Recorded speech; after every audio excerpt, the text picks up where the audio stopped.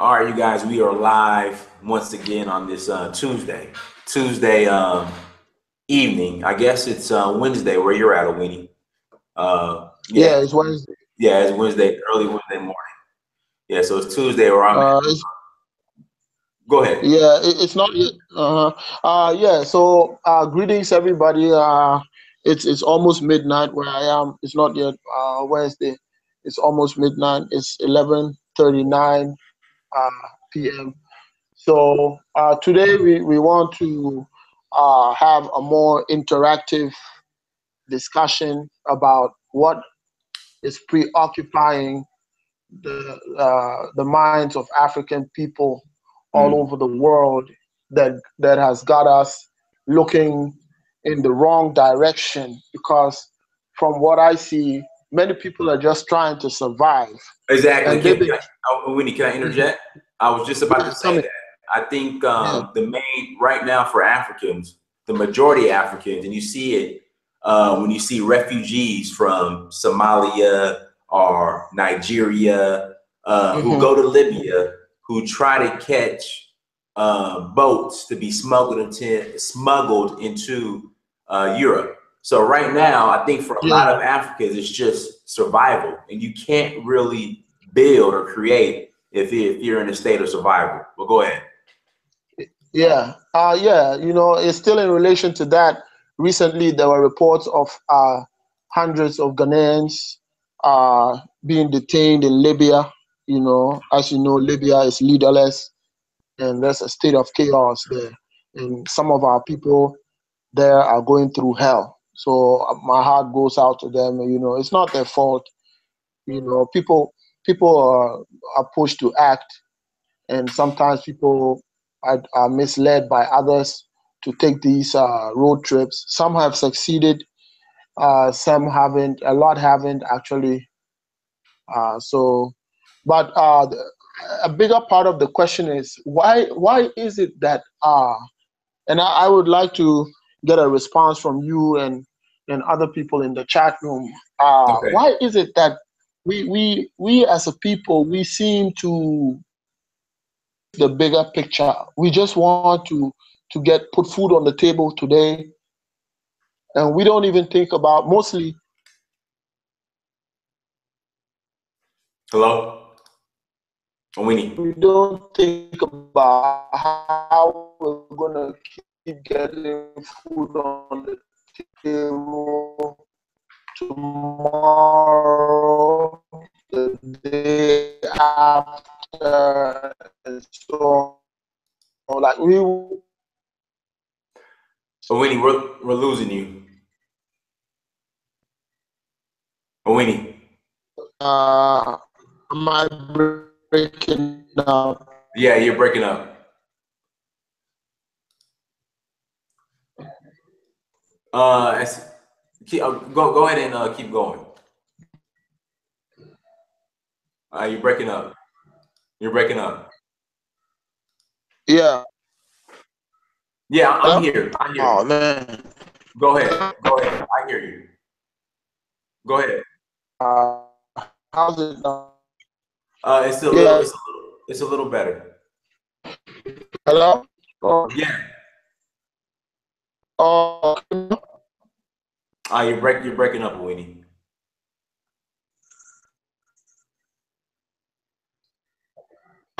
So say something else. But hello? Okay, I hear you. Okay, so I'm gonna stay at this part. Yeah, so we seem to be concentrating on the now too much. Why Right. is that? I mean, because like you said, we don't see the bigger picture, and we're just focused on survival. And so when you're in that type of state, you don't really prepare for the future. You just prepare for now. And then also too, it hasn't been taught. I mean, you look at just from a family level. I mean, you don't prepare for the generations after you and make sure Mm. they have a nest egg. Yeah. You prepare for yourself, and you really don't focus on people who are going to carry your legacy afterwards and putting them in a position to be successful. Because I mean, you think about it. Let's talk about something as simple as life insurance. Look at Black people versus white people. White people will have their finances in order, their life insurance in order. So when somebody passes away, their children, they get a large lump sum, which will help them carry on. With Black people, someone passes away, we got to figure out how we're going to bury him. And so we got to ask and plead for money to bury him. Versus, white people, everything is prepared as far as having a will, life insurance, land, all that's passed on to the next generation. So they're in a position to win, So you're looking at it from not only a cultural standpoint, but a family standpoint, that the homes that we mostly come from are so preoccupied with just surviving, and the emphasis is not on how to stop this survival strategy, right? Because it's a coping strategy. You're just trying to get along and get a. And so what would you think that is causing, apart from work, like most people spend most of their time working, but also in terms of our worldview, like how we see the world. Why it seems we seem to have got it wrong. Like most people, most African people I talk to all over the world, when I say, okay, so where do you think we are going to be in the next 100 years as Black people? What is going to be our condition based on the way things are going? And most people can't. They haven't. They don't want to talk about it, or they haven't even thought about that yet, because it appears the rate at which we are losing resources, we are losing our grip on our culture, we are losing a lot of things at a very fast rate, and we are losing people too. So many deaths, unnecessary people passing away, and so on. Why does it seem that we are preoccupied with things? I'll take out work, right? Just work and get by. But what about the kind of how we entertain ourselves, and how we still fail to plan, for instance, 100 years ahead as a people, and say, Right. 100 time, this is where we want to be, and this is how we are going to do it. What's your question, brother? I mean, somebody in the beast mode in the chat room says it's ignorance and lack of education, which I completely agree with. That's part of it. But I think he answered it. I mean, it's ignorance and lack of education is the reason why we don't plan. But how did we get ignorant? That's the question, and lack education. Because I see I'll take the average youth in Africa that I know. Most people, you see, they trust the system, right? You go to school. You go to school if you have the opportunity, because not everybody has. Most people will have the opportunity to go to some sort of school. So you go to school, you have family obligations, you come home, you do some housework, you go to church or mosque, and most people, are religious here. But it seems that in all of this, we do not seem to think about how our ancestors, our descendants, are going to keep surviving, and we do not even, understand what it means for our descendants to be surviving, because somehow we haven't understood, what we are going through yet. Most people are just they are not literate in economics, and Right. they don't understand the. So what I wanted to contribute to Beast Mode's thought is that we are not only ignorant by mistake.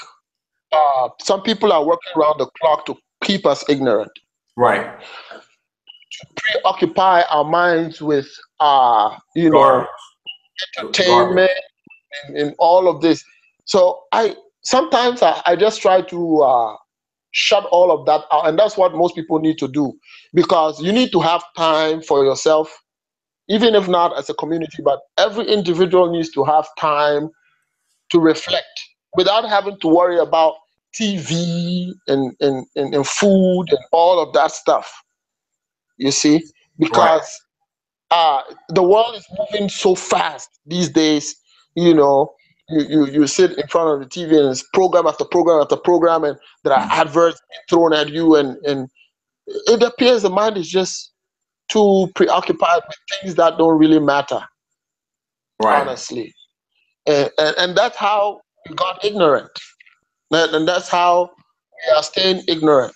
Because I can tell you that uh, musicians, and well, I wouldn't say it's a bad thing per se, but musicians here are more, they'll put more of a crowd, they're more popular than, anybody else. Entertainment is big in our part of the country. And Let me interject, Awini. That's common. That's all over. I mean, that's in the Black community as a collective because we take more of I guess we focus more on entertainment than we do science, math, uh, exactly.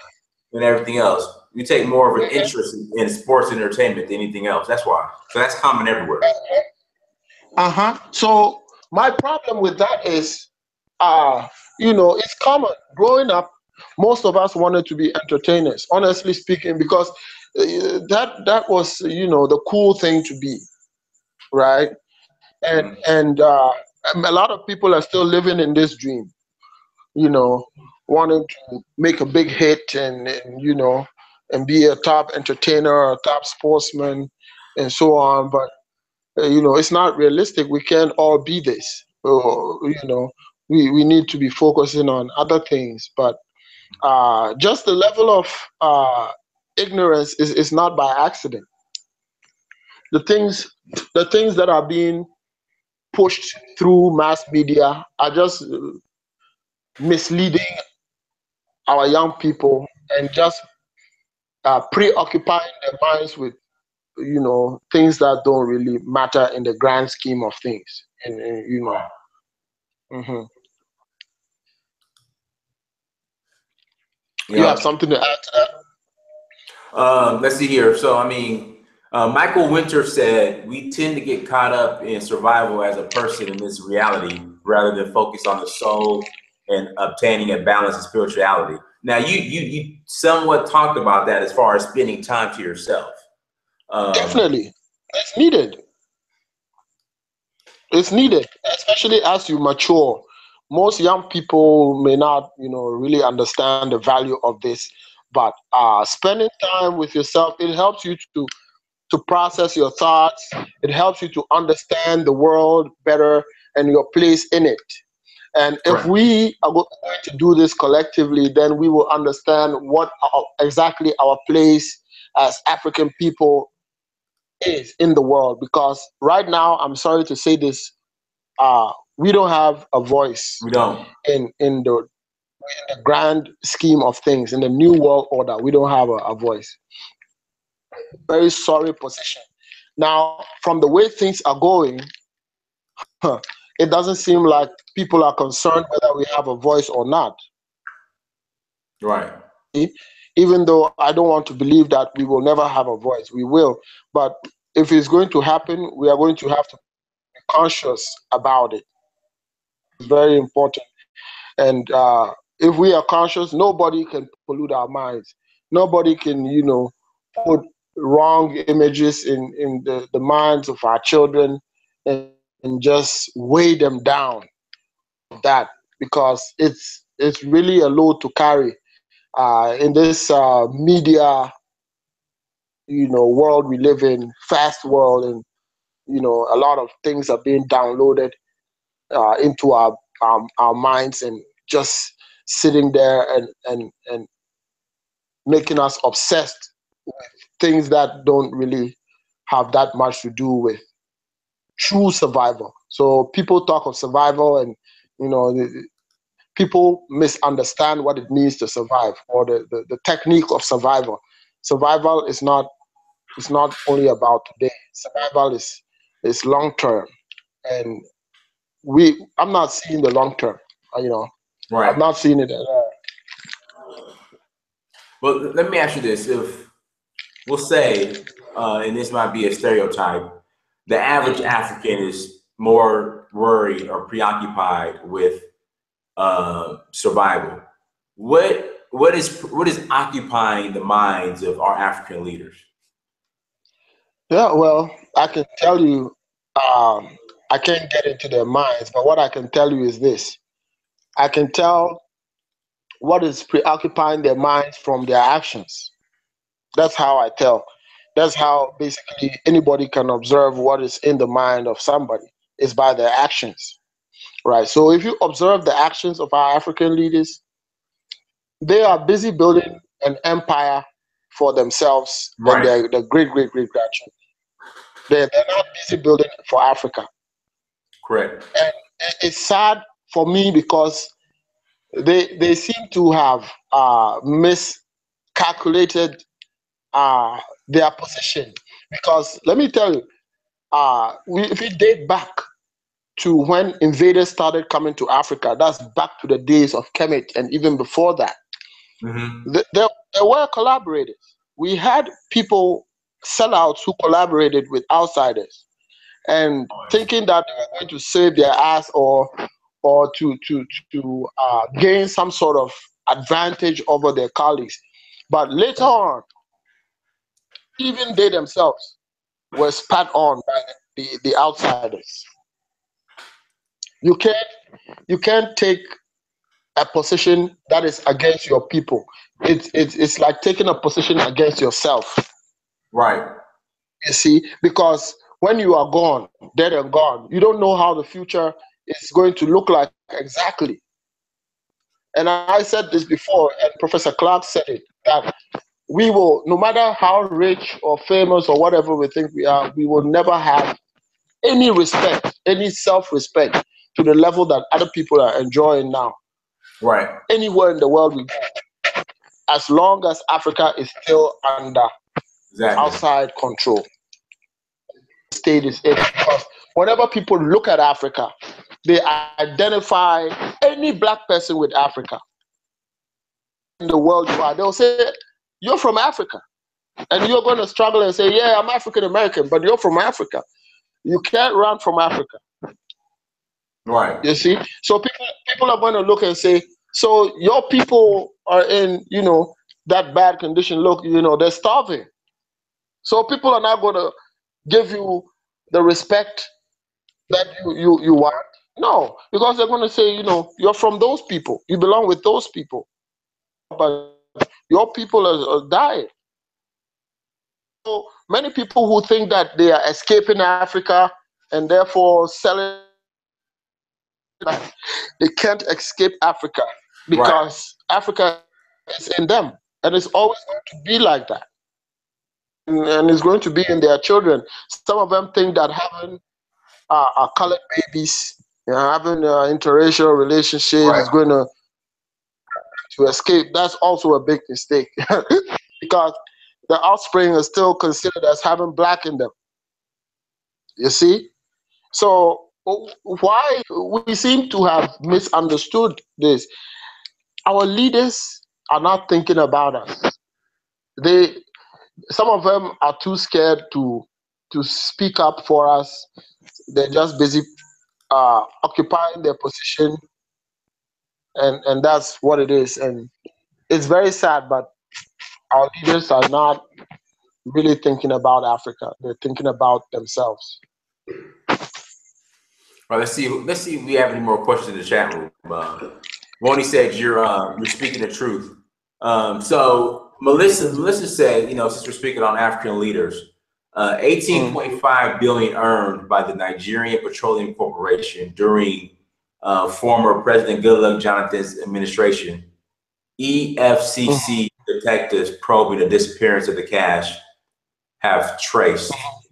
I mean, that's common.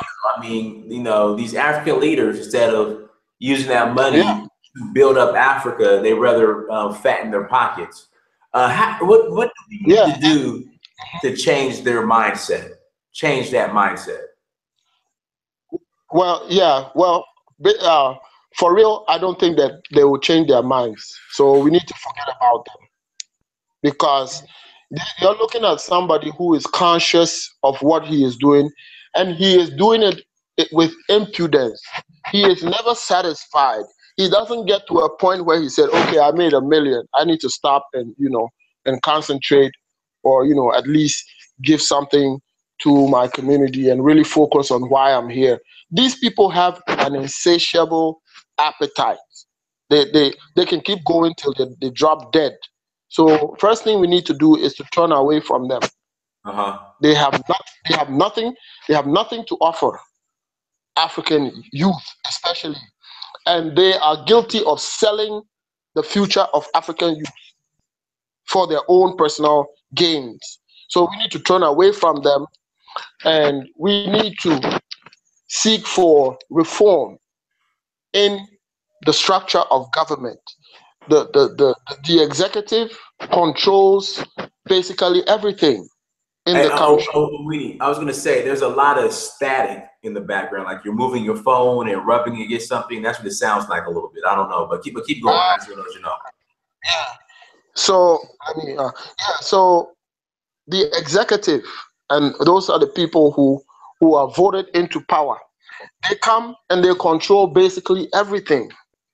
It's only in a few cases I can say that the law and the courts are working, the judiciary is working, you know, and all that. But it's pretty much they are in control of everything. So if things are going to work, we are going to have to need go through a reform in the structures, and things are going to have to be much more transparent. That means we need to pass bills like the right to information bill, that every single deal that goes on in the government, we need to know. We have the right to know.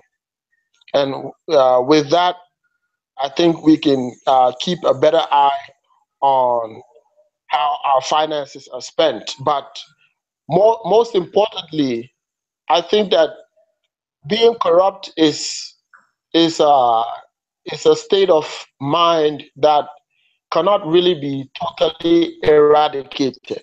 Let me put it that way. Mhm. Other people in other parts of the world, they also do these things.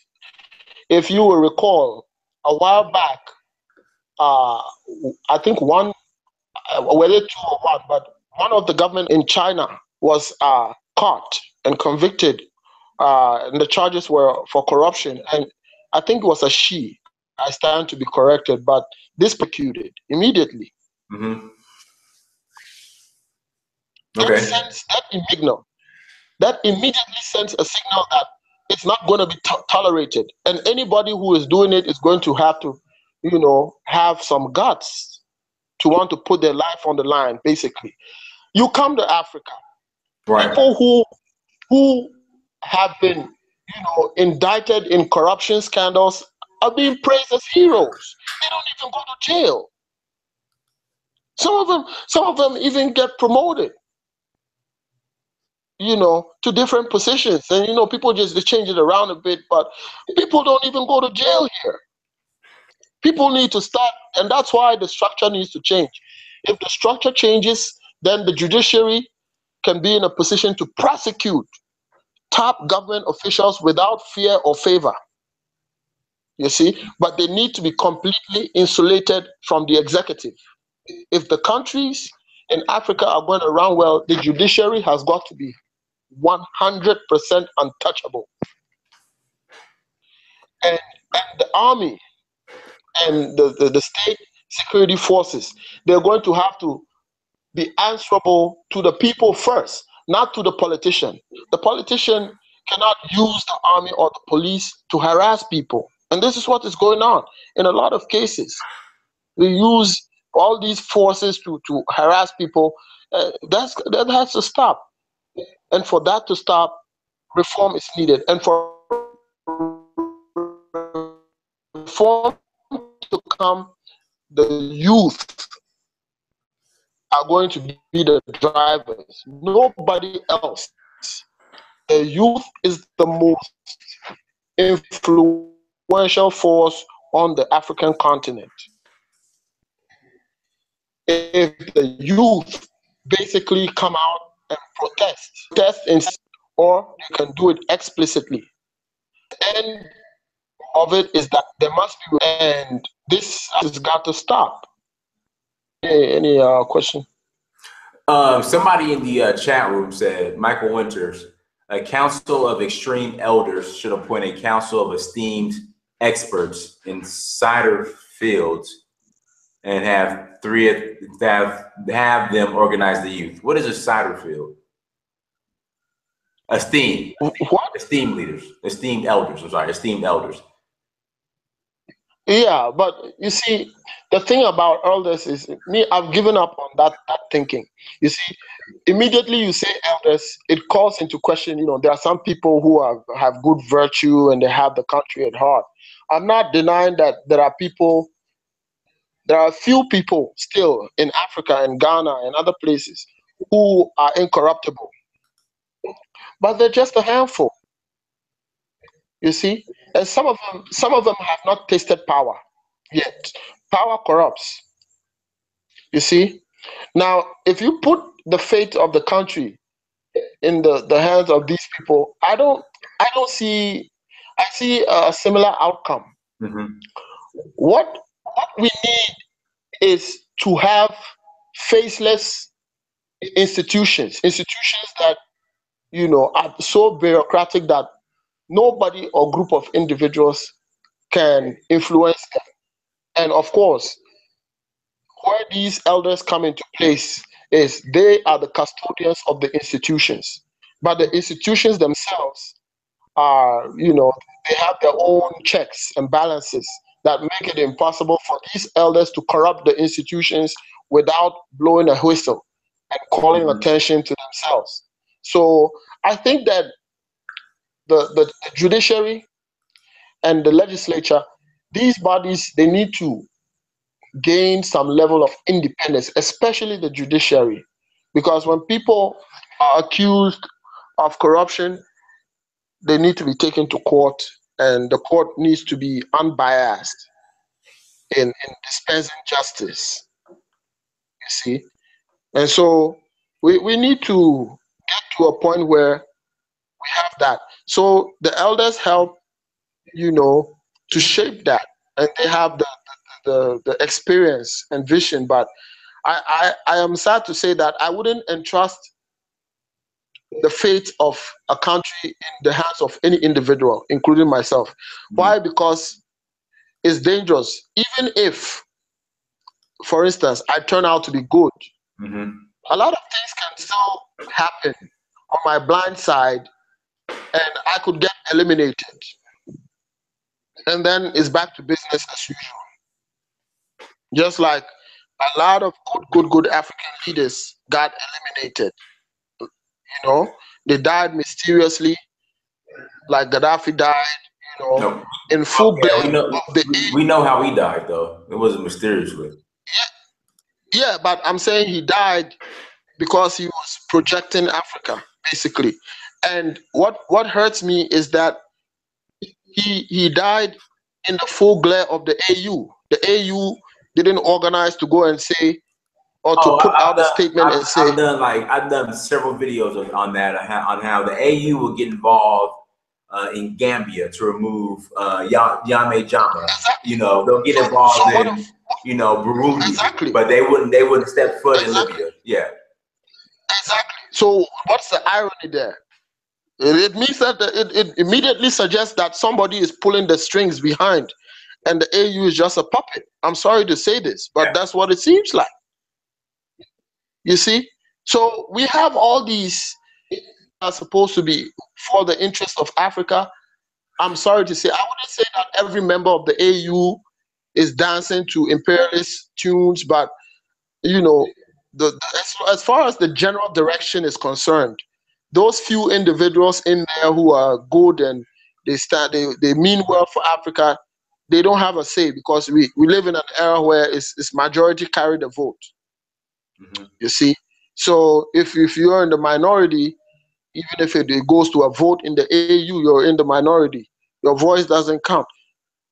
You see, so what we are really doing to ourselves is we are just, and Professor Clark said this, and I paid attention to it. Most people need to pay attention. We are going, if we continue this way, we are going back into slavery. Why? Because we will have no power. And the most important thing that Africans should concentrate on is power. Power is everything. If you don't have power, and power comes from having an economic muscle. Mm. You don't have power, forget it. You don't call the shots. All you give is you give your labor. Your government makes its money from taxes, and because you sold away all your resources, cheap. So it just sits there and it's looking for handouts, basically. And so the government or the country or Africa as a continent and its people all over the world are going to be treated like shit. All right. I'm sorry to use the word, but it's okay. we will have no respect anywhere we go, because we don't have power.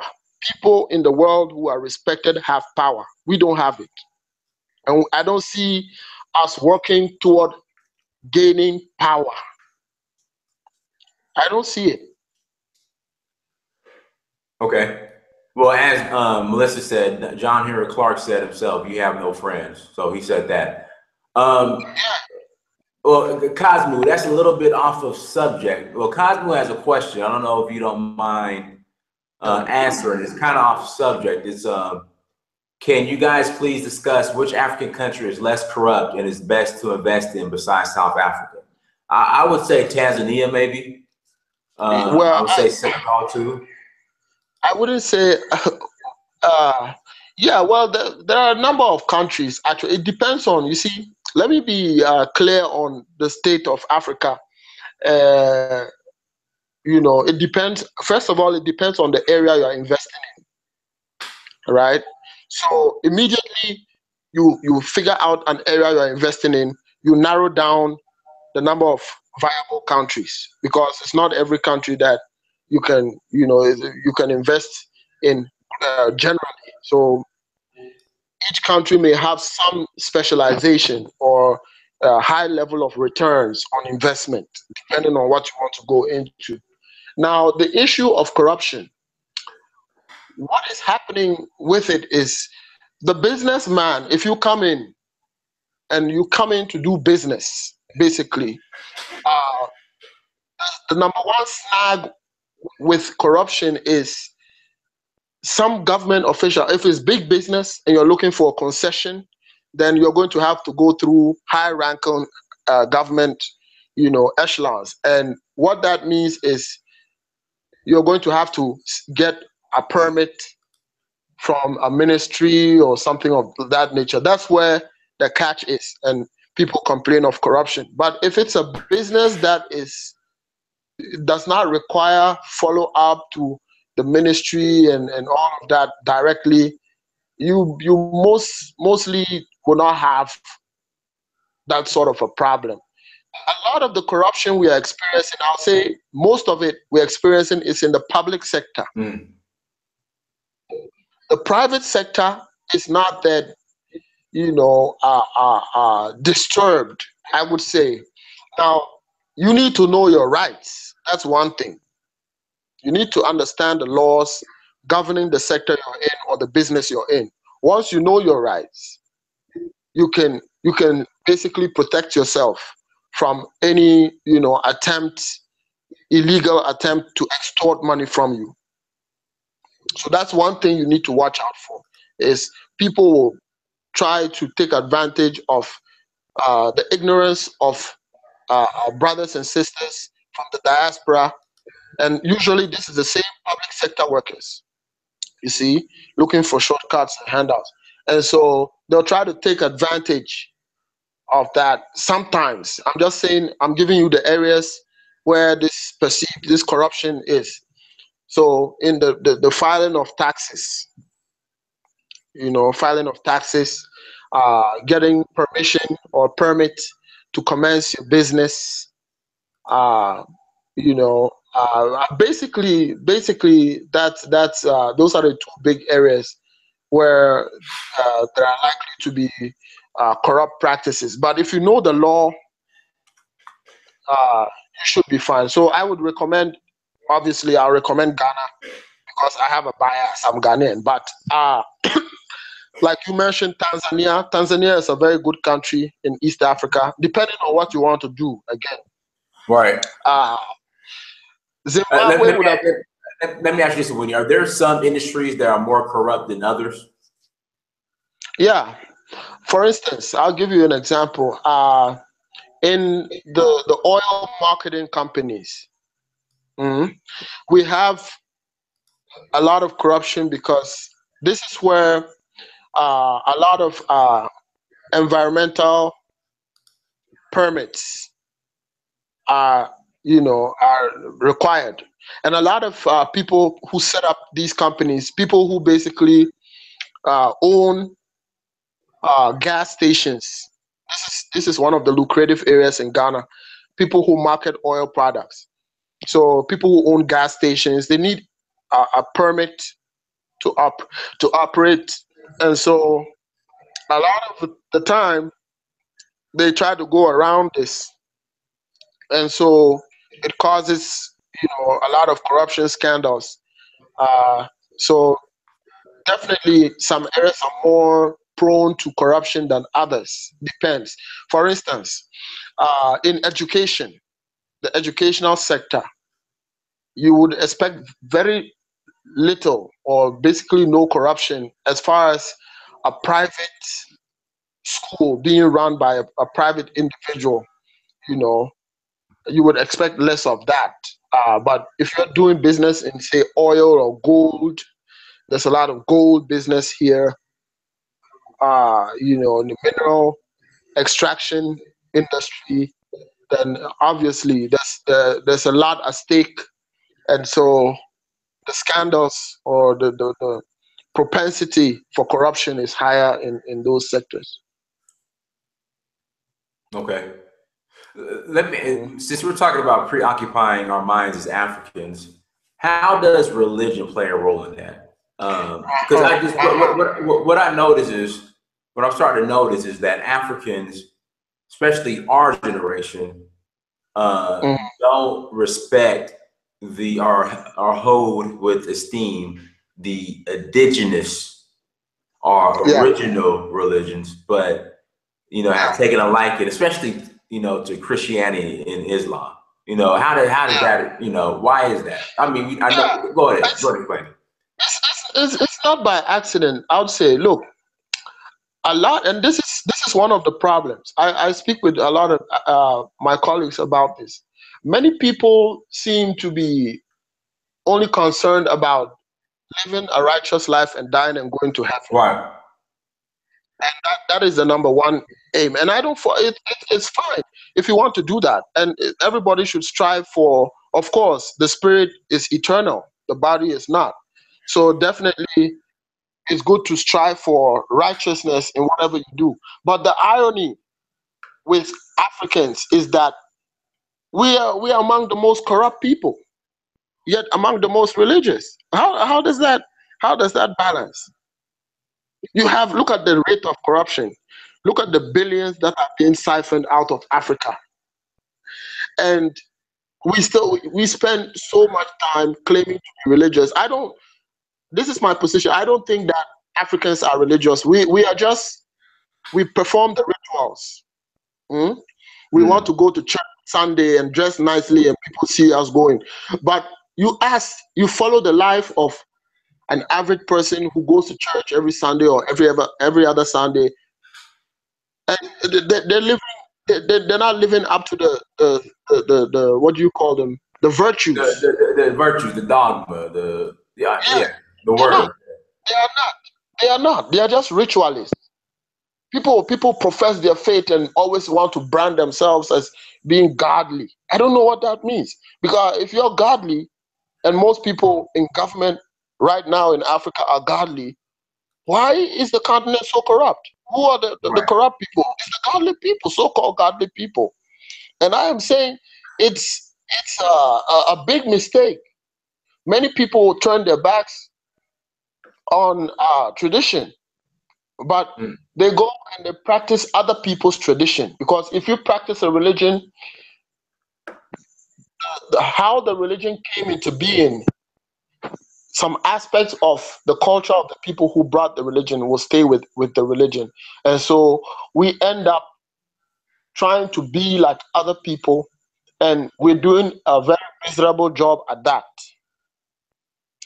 Another thing, another difference is that with uh, uh, uh, traditional religions, most of them, they're scared of tradition. Why? Because if we somebody is caught and is accused of being corrupt, we don't even need to go to court. We just let the deity sort it out. As simple as that.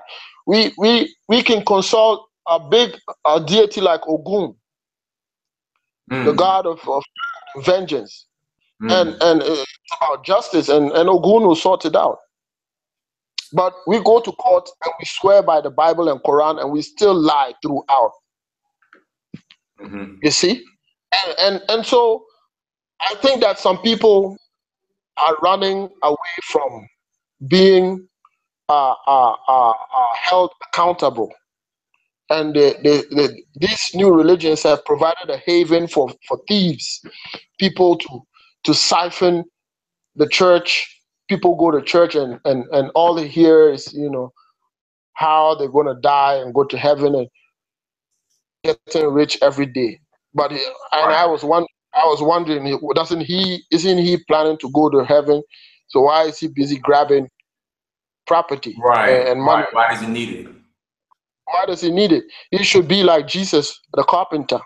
Right. You see? So this is not by accident. I think that a lot of factors account for why we seem to neglect our roots and think and seek to find solutions elsewhere. There's no, as Professor Clark said, there's no European solution for African problems. Correct. The solution has got to come from us, and it's got to come from our roots and our understanding of ourselves and how we relate to each other. We were talking about tribalism the other day, right? uh, wouldn't it surprise you that Africans are saying, we're Christians and Muslim now, but they still uphold tribalism, which has Right. no place in religion. All right, people can't come together to work toward a common goal. They still cling on to tribalism and all of those things, and they still turn around and preach to us. People tell me how religious they are. I tell them to get out of my face, because I don't want to deal with hypocrisy. Right. Because you don't need to tell me that you are a Christian. I need to see it in your life. Or you are a Muslim. I need to see it in your life. So I think that religion has a place in Africa. It cannot be removed from Africa, but being expressed. And I would like to, and I keep quoting Professor Clark because I am a disciple of Professor Clark. Look, Mm. Professor Clark was basically saying, you know, if you want to be Christian, but do not allow religion to be used as a tool to preoccupy your mind and mislead you into being in a position of servitude. Again, you see? So if you're going to take it and let it transform you and make it an instrument of your liberation, then that's what it's about. That's what religion is supposed to be. But if you're going to embrace a religion that makes you worship your fellow man, and a lot of people say that's not true, but they worship in the name of Jesus. People have a white man in the cross in their home, and they say that's Jesus, but there's no proof. Nobody ever saw Jesus. Now people are painting Jesus. and selling it to our people. And our people are so tied down by all of this, religious hype, and they are missing the point. They are missing the point is people who brought the religion to Africa, they are busy building their countries. They're not following it the way we are following it. And yet we are killing ourselves because of it. It's so sad. Christians, Africans, the same people will take each other's throats rather than attack the true oppressors that are keeping us down, using our own people to keep us down. So it's not by accident, because in order to preoccupy people's minds, have a system, and the system is done on a continuous basis. Every week you go and get it, every week. So, but most, and that's why I support the Moridi movement of Senegal. I support the Biafal movement, the Black Hebrew Israelites, even though I don't necessarily subscribe to their religion, right? I don't. But I understand and I appreciate that they are giving Christianity a black face and an African persona. This is the importance. Nobody in the world, no group of people in the world, big groups of people will embrace a religion if the religion fails to accommodate their culture. The Arabs have Islam.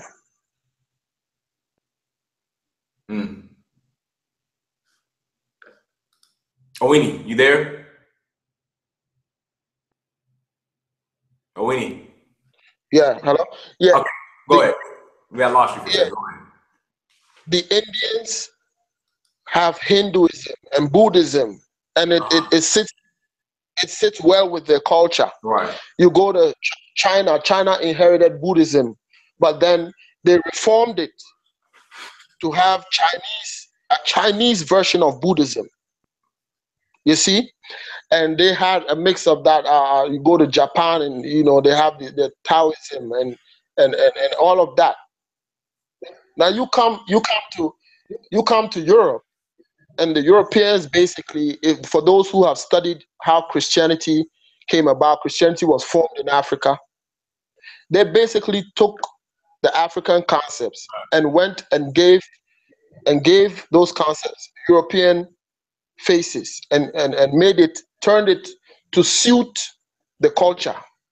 So those who study religion, and I do a little bit of that, it'll interest them to know that, to study how the Anglican Church came about. When the British said no, we're no longer going to be Catholics and controlled by Rome, so we're going to have our own. And so it was in response to the control of England by Rome. This is when Rome was controlling Europe with religion. And so the English people said, no, we're going to have our own form of Catholicism, and we're calling our church the Anglican Church. You see? So why are Africans not Africanizing religion? Because it doesn't belong for all intents and purposes. If it's a universal religion, then every group of people have to pass through the spectrum and come out with their own identity still with them. Because I don't care what religion an African joins, you're still an African. You don't change from being African. If you claim you're not Ghanaian because you belong to a church, your identity is still black. Still black. So it's not going to change. So people need to understand that religion must be used as a tool of liberation. And every group of people, if you observe, the Japanese, they said no to Christianity. You check the history.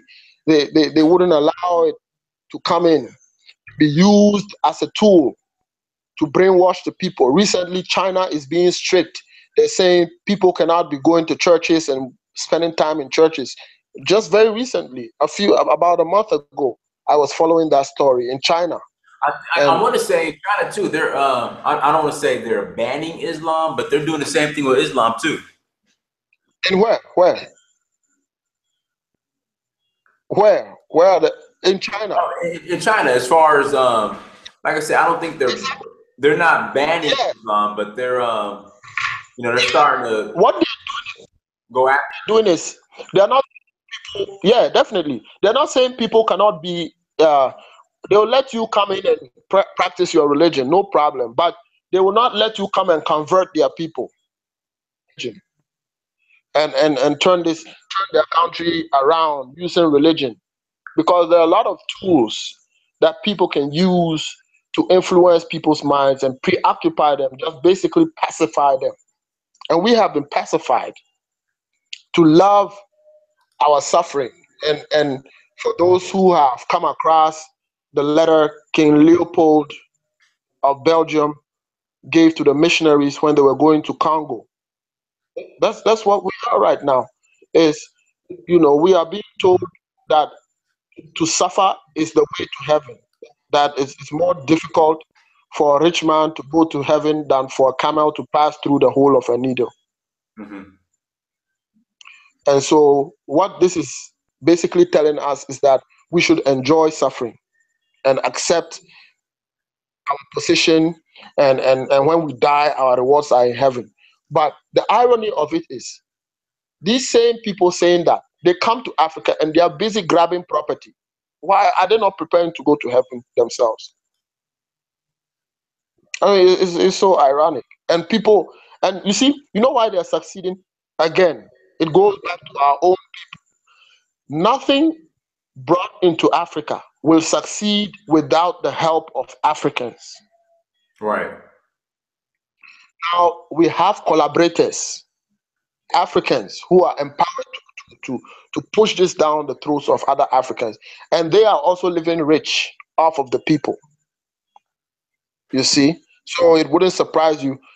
Some ministers have they have jets, you know, private jets, and all of this, and I'm not dissing them per se, but I'm just saying that there's something fishy somewhere, and people must begin to think. You see? Now, so let's see. Let's see here. Let's see. We had someone ask a question in the chat room or a comment. Eric said, "There's a saying in Ghana: if you're on your way to church and you see a white man, turn around, go home because you've just seen God." Who? No, I haven't heard about this saying about That's what Eric Preston said. That's what he said. He said, "Turn around and you just seen God." it might not be all over, maybe within a particular community, but not definitely. I haven't heard of it. I think that religion has got a lot to do with brainwashing and preoccupying the minds of people. So definitely, it's accepted with European custom and culture. You see, and I can point out a number of factors or facts to people to check it out. A lot of the things that we are doing, the customs that we are practicing in the name of Christianity, they are nowhere in the Bible, and they have no roots in Christianity. We are just European culture as Christians. Christmas, Christmas is not said in the Bible to celebrate Christmas. Right. Or Easter. Easter, Christmas is just what do you call it? It's a celebration of not the solstice, but what is it? There are four of them. I think it's the solstice. The winter, when there's the opposite of the solstice, but one of them. That is it coincides with the seasons. It also coincides with another solstice. You see, so all of this, you go back. Those who I have studied it, you go back and you find out that Europeans were celebrating Christmas before Christianity came to Europe. Right. It was their culture, And the same with May Day. It's another religious, European religious, and they have made it a world holiday, you know, and all of these things. And many people, when you point these things out to them, immediately they become defensive without checking out the facts as Christians. At least if you're going to be a good Christian or Muslim, do your research. Right. And defend your position. And so I can point people to books written by Albert Churchward, who is from England, and he wrote about the origins of religion, signs of symbols and symbols of primordial man, arcana of Freemasonry. Now, Freemasonry freaks people out. See, but when you study Kemet, you see where it came from. It came from Kemet. All the religions, and if you read some of these books, the religions come from Kemet, and there's no coincidence that these religions were all formed around the Kemet, the Nubian area. There's no coincidence that they formed around, and we need to look back and regain our pride. So we have a program here that's trying to do that. They speak for the Black Hebrew Israelites. They have an association called Wake Up Africa. And basically what they do it every Sunday because they are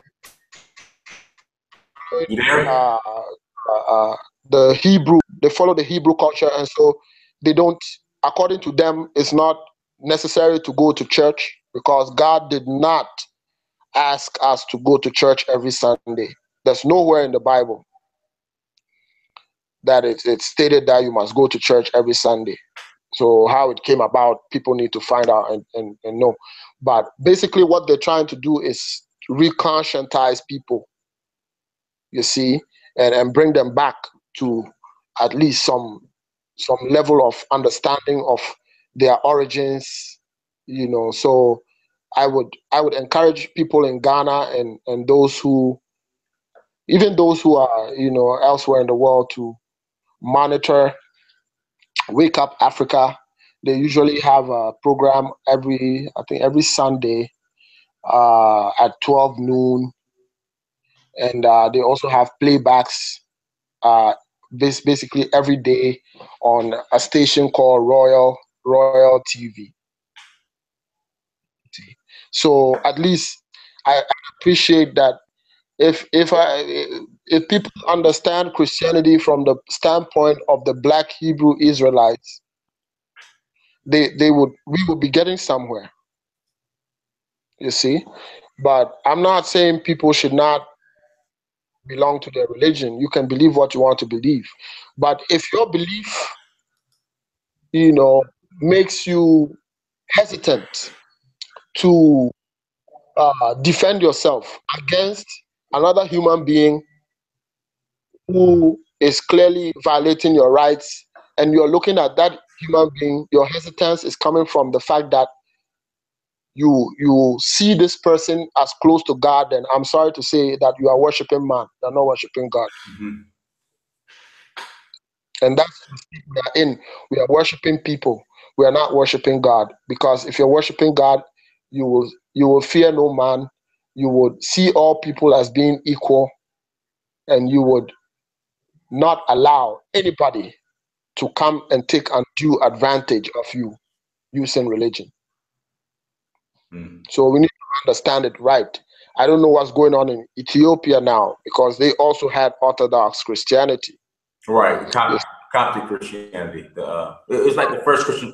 The Christian church in Ethiopia was wasn't the first Christian church? The Coptic Christians. No, I think that was formed in Egypt, and then Ethiopia later on. From what I know. Really, I thought it was formed in Ethiopia. No. Christianity was formed when the Romans and the Greeks invaded Egypt. This is when it started to take form, and then it traveled from there.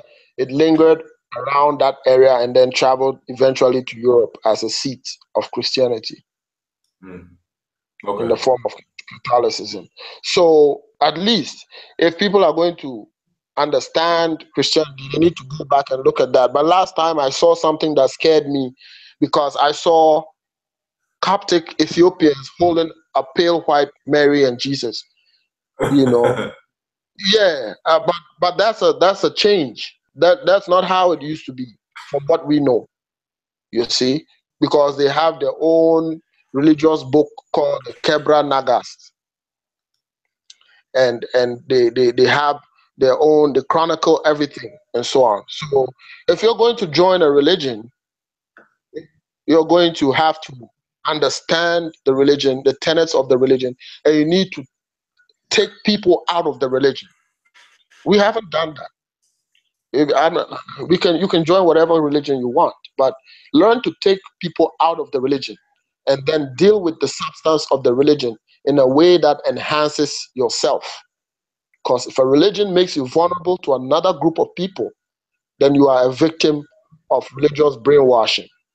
There's nothing godly about being subservient to another man because of religion. You see? So Winnie, what should be occupying the minds of all Africans? Right now, what we need to occupy ourselves with, everybody needs to spend personal time with themselves. Mm. I don't care if it's 5 minutes or 10 minutes, and you need to figure out what it is that you want, not only what you want for yourself in the future, but what you want for your great grandchildren. This should occupy the central thought process. Where are we as a people going to be in the next 1,000 years? Mm. We can look right now at the trends are going in the world and our position in the world right now. So if things keep going the way they are going right now, in the next 200 years, where will we be as a people? What is going to be our condition? We are going back into slavery now. People don't understand the dynamics. All the things I've been observing, all the things that are happening in the US, this so-called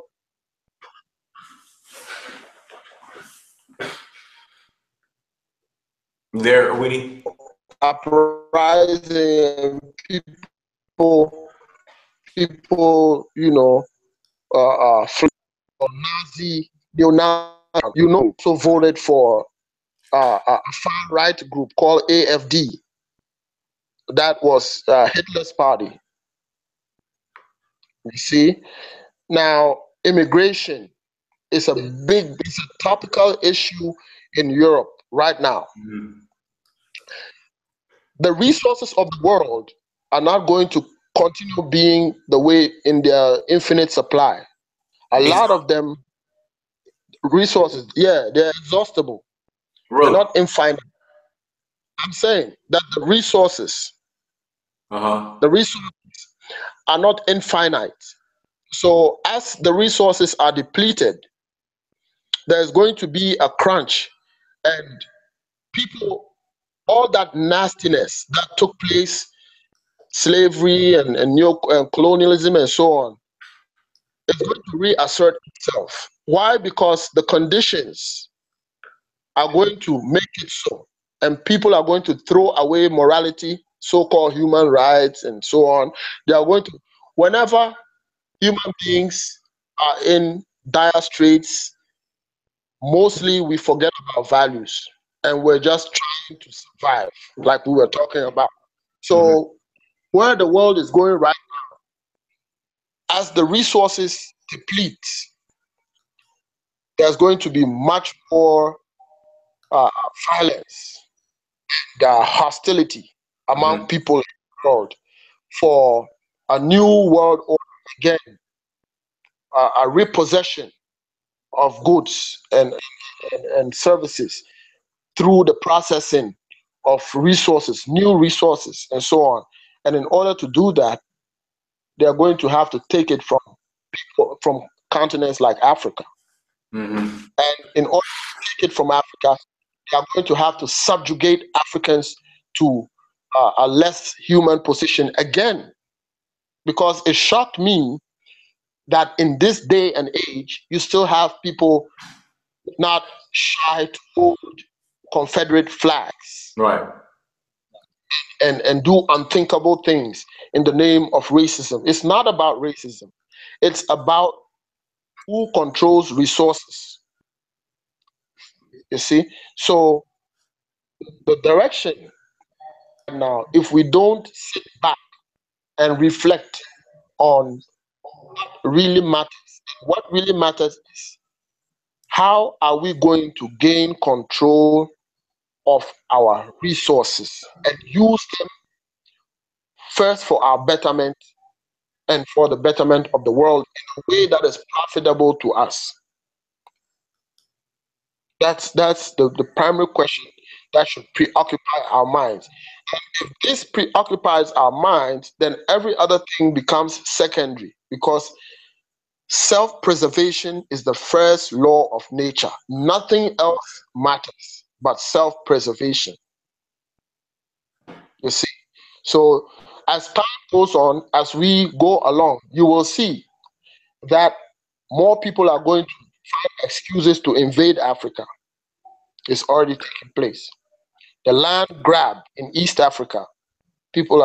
Foreigners are grabbing land in East Africa, especially Kenya, and so on. It's going to worsen, and we are going to go back to our sorry state that we just recently came out of if we do not sit up. And we don't need to kill. Unfortunately for Africa, we don't need to kill anybody. We don't need to, be hostile toward anybody. We just need to change our minds.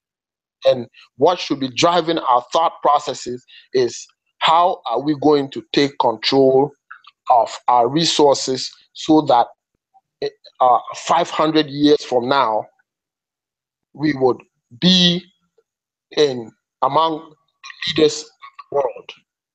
If we do not move to become leaders, the world is going to become more hostile to Africans, wherever they are. I'm telling you. No, I completely agree. So once we make that the central thought that preoccupies our mind, then the solutions, because you can't have one solution, right? Everybody or every group of people can then begin to devise solutions that will work toward or contribute toward self-determination and self-control of our resources. And one of the ways, like I am myself, others we are trying to work on, is to bridge the economic gap by raising the needed capital to invest in big business. We want to own telecom. We want to own electricity companies that supply power to the entire nation and parts of the continent.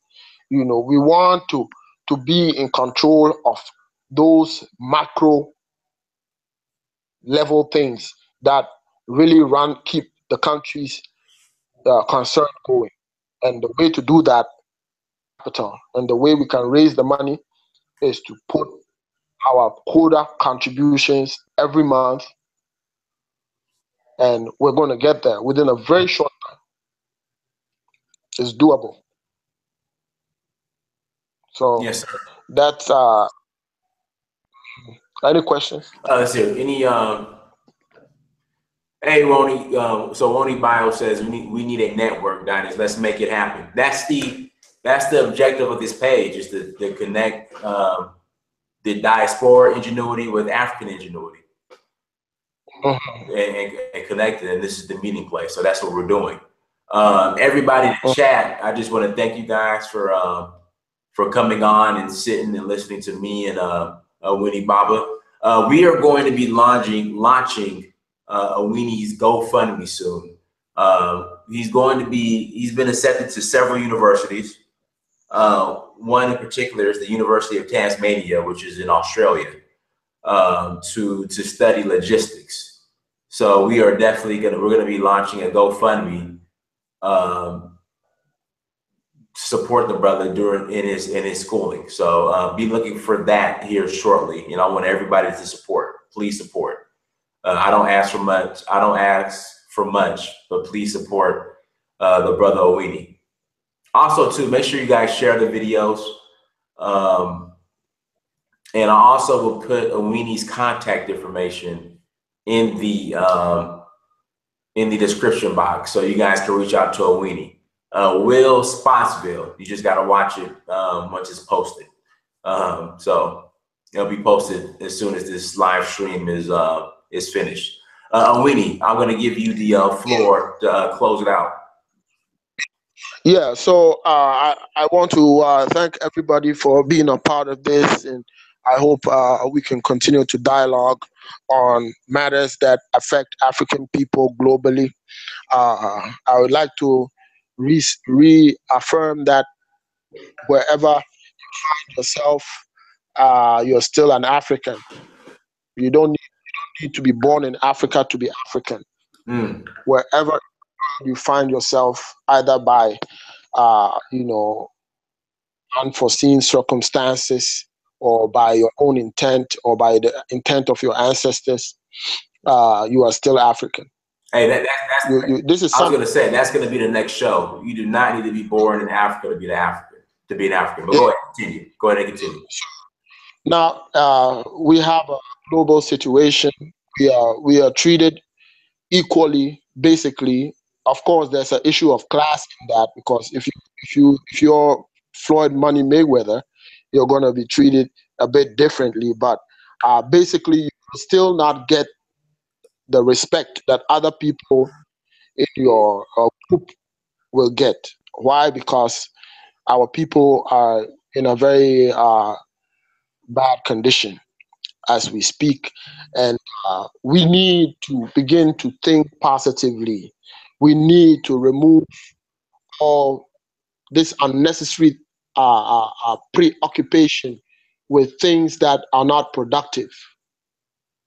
We need to bring the focus back to how we are going to continue to exist, and our children are going to continue to exist, in a few hundreds of years, going to the thousands. Because wouldn't it shock you that the person who was oppressing our ancestors in America maybe 200 years ago is dead, but the oppression is still here? Who is doing it? It is the descendants of those same people who have been taught to continue the oppression. Somebody has an educational plan to tell his children to keep oppressing other people, African people, all over the world, because it's necessary. Not to get a hard-on out of it, but if the people doing that don't continue to do that, they lose their privilege. A lot of people don't want to lose their privilege. They don't, or forget all that virtue about, being one people and all of that. That's just talk. I'm telling you. In the world right now, the world we live in, it is about who is controlling the resources. If you're not controlling anything, you have no respect, and you will be treated like a nobody, and your people will never ever get the respect that other people get. So we need to keep this in mind, and we need to stop being wishful thinkers that the world is just free, and we should just live for ourselves, and everything is fine. Everything is not fine. We are not in control of even our own resources. There's a lot wrong with that, and we need to spend our time figuring out ways we can use to regain control of our resources, rather than worrying about things that are just today. So let's clear our minds. Let's have a little bit of time for reflection on how we can develop ourselves and use that development to help foster our community and keep existing in this world. Nobody in the world is concerned about Africans surviving but Africans. You don't expect anybody to be concerned about our welfare more than us. And we need to stand up and stop being wishful thinkers and say, those days of slavery is over. Slavery is still going on. I'm telling you. Even in people are being taken out of Africa as we speak, and they're being enslaved. So what are people? People are trying to live in this world of fantasy and be comfortable there because nobody wants to face the uncomfortable question that we are not in a good condition right now in the world, and we need to have a concerted effort toward solving that problem. And the way we can do that is to first conscientize our minds. And we can do that by allowing positive thoughts to flow through our minds, thinking of, how is it we're going to get out of this and so on. And then suggestions can begin to come that you can bring to the table, and we can see how we can join forces and make it happen. Yeah, so I'll leave it here, and I hope we can get to talk again on another topic. Absolutely. Awini, give everybody your contact. Tell everybody your contact information. Yeah. You can reach me on Facebook. That's Awini, Awini, one word, and Baba, Baba, another word. And you can WhatsApp me on +233 831 251. That's +233 249 831 251. Yeah. All right. So my regards to everybody. I love everybody. We're all one people. We are all one people. Yeah. All right. So good night. We'll talk again. Okay. Peace. And then everybody, thank you for coming on. Make sure you go to my Instagram page. Search for Uhuru is the tag name. Search for Uhuru. Like the pics, follow me. Like I said, I launched Africa Personified on there. So please go to Instagram, search for Uhuru. Also, same thing, search for Uhuru on Snapchat, Twitter, Facebook as well. If you're new, okay, this is the first time you've visited this page, thank you. But make sure you subscribe, like, and share the videos. Whoever's watching this, please share the videos and like. Also go to dynastymirror.com. Make sure you go to searchforhuru.com and then go to amazon.com, search your name, Dynasty Mirror. Please buy a book. Dynasty Mirror, the Kaftan Don. Don't have my Kaftan on today. I have my roots shirt today. Till next time, peace.